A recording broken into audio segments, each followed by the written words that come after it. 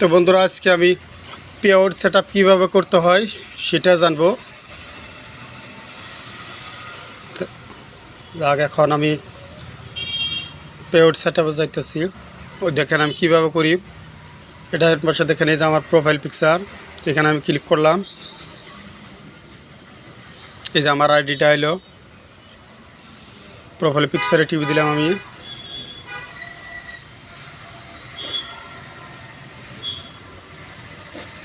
এই যে একটু স্ক্রল করে যে দেখেন এটা আমার প্রোফাইল পিকচার। তো আমি ড্যাশবোর্ডে ক্লিক করলাম।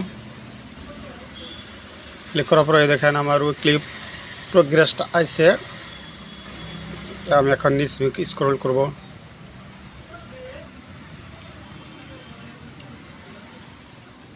এই দেখেন আমার আর্নিং গ্রিন কালারে ঠিকই আছে, কিন্তু আমার আর্নিং নাই, 0 দেখেন 0, কারণ আমার পে আউট সেটআপটা ঠিক নাই।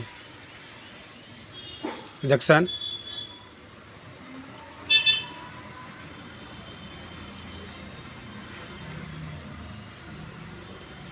আমি এখন কি করব?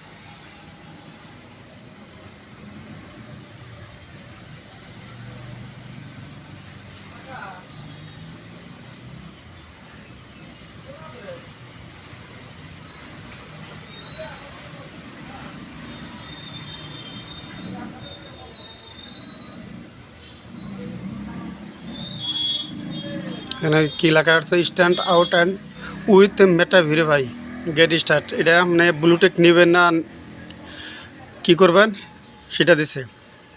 ওইটা নিলে আপনার মাসে 600 টাকা করে দিতে লাগবো, কিন্তু আপনার পিকচারের রাইট সাইডে যে ব্লুটেকটা লেখা থাকবো।